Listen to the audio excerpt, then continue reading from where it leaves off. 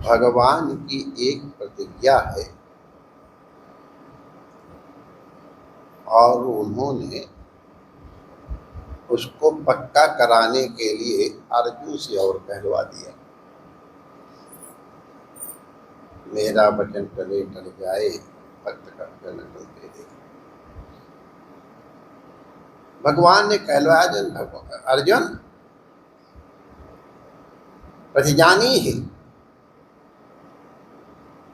न में भक्ता पश्य, मेरे भक्त का नाश कभी नहीं, नाश माने अकल्याण कभी नहीं। और भगवान इस विषय में बड़े सचेत हैं।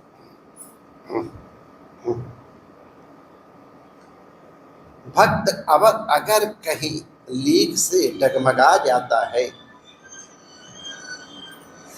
तो भगवान कहते हैं जीव बालक राखै महतारी। अगर छोटा बालक अज्ञान वशात, अज्ञानता वशात कहीं चक्कू, कहीं अग्नि, कहीं सर्प आदि को पकड़ना चाहे तो भगवान माता के समान उसे वहां से बचा दें। हमारे संत कहते हैं भगवान में वैषम्य नैर्घण्य दोष है, ये भक्तों की परिभाषा। हमारे भगवान भक्तों का पक्षपात करते हैं। अरे न करे तो भक्ति मार्ग कैसे चलेगा? बताओ, दया की न होती है जो आदत तुम्हारी, तो सुनी ही रहती अदालत तुम्हारी। काहे को हम मुजरिम बनते, तुम काहे को हाकिम रहते?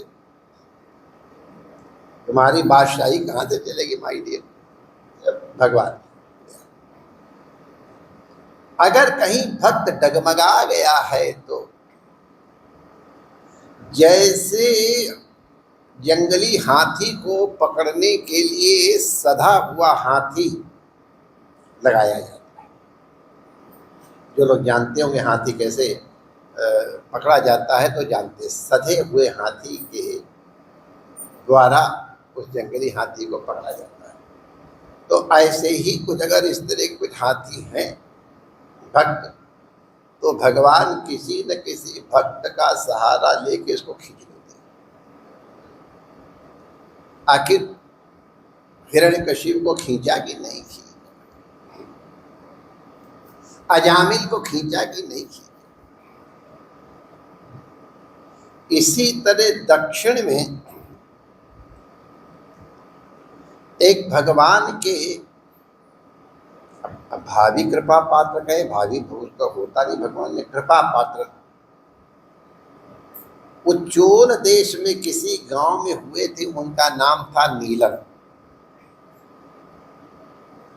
अब नीलकंठ होंगे, सब लोग नीलम नीलन कहते हैं, हम लोग नीलम ही नाम से नीलन। तो नीलकंठ, ये नीलन किसी भक्त शैव परिवार में जन्मे थे। उनके पिताजी बड़े ऊंचे योद्धा और सेना नायक थे और अपने यहाँ पहले परंपरा से पुत्र पौत्रों में परंपरा चलती थी। उन्होंने नीलन को भी अस्त्र शस्त्र चलाने में और सेना संचालन केवल बहादुरी का ही कार्य नहीं है, बहुत गणित का कार्य। अगर कुशलता से सैन्य संचालन किया जाए तो बड़ी सेना को भी छोटी सेना हरा देती। तो बहुत बड़े ये योद्धा हुए और राजा ने अपनी एक सेना का सेनापति बना दिया इनको,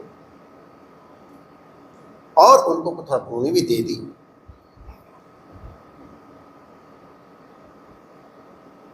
बड़े राजा वो एक प्रसिद्धि थी कि अगर नीलन आ गए हैं तो अब किसी और की विजय संभव नहीं, नीलन ही की विजय होगी जिस पक्ष में।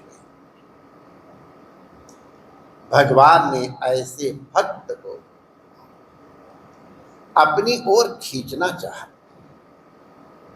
रास्ता बनाया कुमुदवल्ली का। आप लोग अगर जानते होंगे तो जैसे विष्णु चित्त ने आंडाल का जो भगवान की प्रिया थी और अपनी पहनी हुई माला से भगवान तिरुपति नाथ को पहनाया करती थी, और भगवान वही पसंद करते थे। अगर आंडाल न पहले तो माला ही नहीं पहनते थे। उसी तरह से इस कुमुदवल्ली का पालन किसी दिव्य ब्राह्मण ने किया था। ये अति सुंदर थी। तो ये तिरुवली नाम का एक क्षेत्र है, वहां के एक नारायण मंदिर में सेवा करती थी, वैष्णव।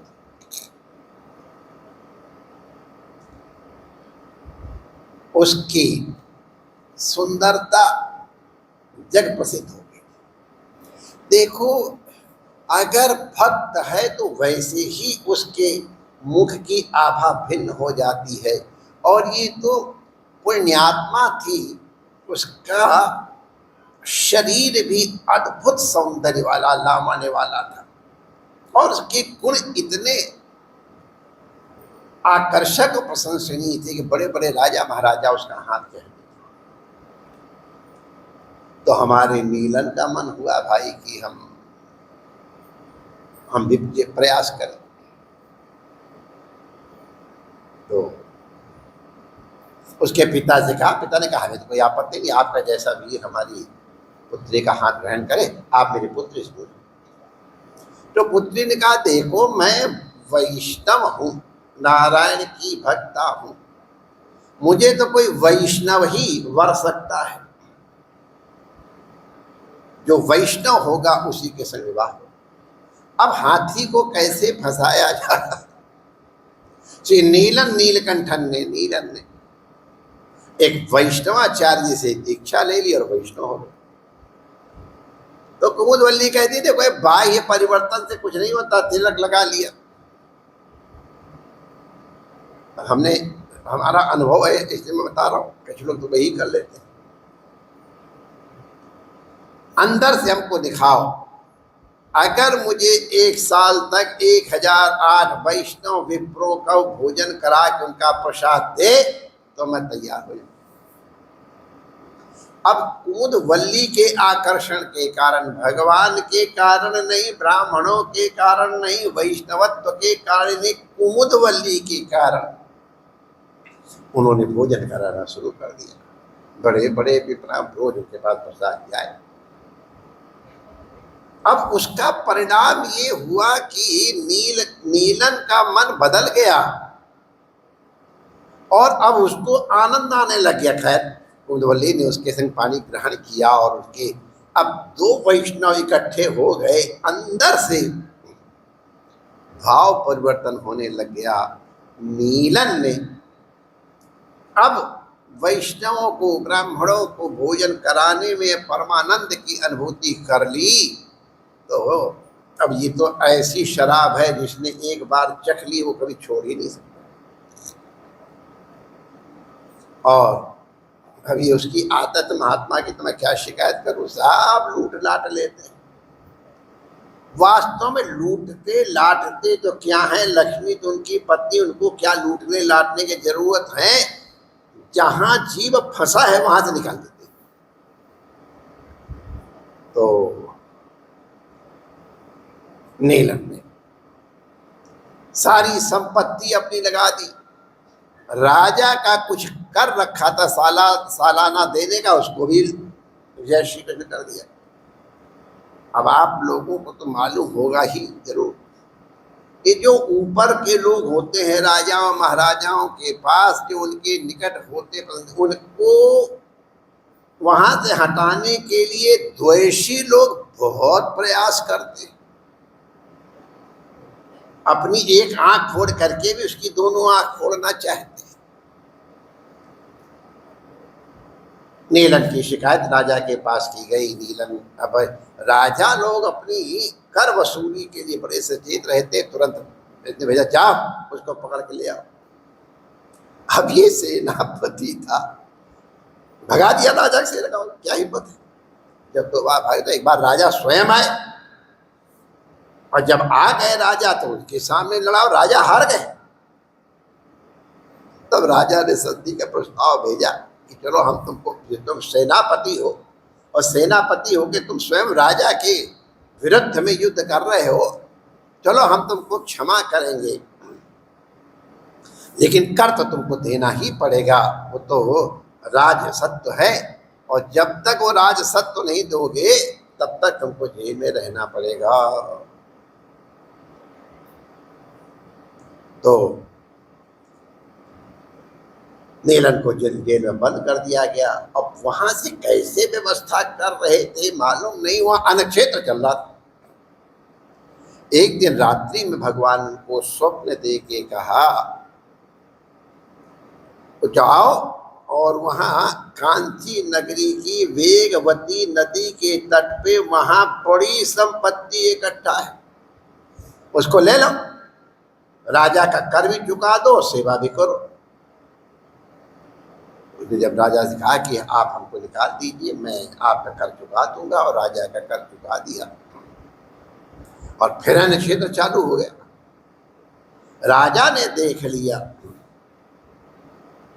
कि ये तो भाई वरदराज भगवान की सेवा में जो वहां कांची, उनका अनुग्रह प्राप्त हुआ। राजा की भी बुद्धि बदली, उसने कहा भैया ये कर तुम्हारा ही है, तुम ले लो, मैं तुमको क्षमा करता हूँ। राजा ने देख लिया ये कोई वैष्णव है, महापुरुष है, हमसे अपराध बन गया है, लेकिन अब जिनको लुटाने की आदत पड़ी हुई है तो फिर वो सारा का सारा जय श्री कृष्ण हो गया, सारी वो दबी हुई संपत्ति भी। और अब इन्होंने कहा अब क्या उपाय है, तो सोचा मैं तो सिपाही हूं, लूट लूंगा, धनियों से लूट के गरीबों में बांटूंगा, भंडार, यही करने लगे। भगवान ने कहा इसका लक्ष्य तो उत्तम है, लेकिन साधन असत है, अच्छा नहीं। तो लीलाधारी ने एक दिन लीला की, एक बड़े बढ़िया सेठ है, बड़ी तबड़ी सेठानी, 108 किलो की तो होगी कम से कम, मार कहने लाज करके क्षमा छम ऊपर से नीचे तक, अरे यार तो मजा आ गया है सेठानी को लूटने से, खड़े हो जाओ। नीलन ने कहा खड़े हो, सब गहने उतारो, नहीं तुमको गहने भी और जान दोनों देनी पड़ेगी। उन्होंने कहा भैया ले काहे को मेरी जान ले हो, जान छोड़ोगे तो हो, जितने गहने थे उतार दिए वो। अब भगवान की लीला, वो कितने गहने होंगे, अरे बहुत ज्यादा होगा, किलो भर होगा, 16-1.5 किलो से ज्यादा कौन उठा सकता, लेकिन वो एक गठरी भर गई उन गहनों से। अभी नीलन तो खुश हो गया, वाह वाह वाह वाह, इतना सोना मिल गया, कई दिन क्षेत्र चलेगा।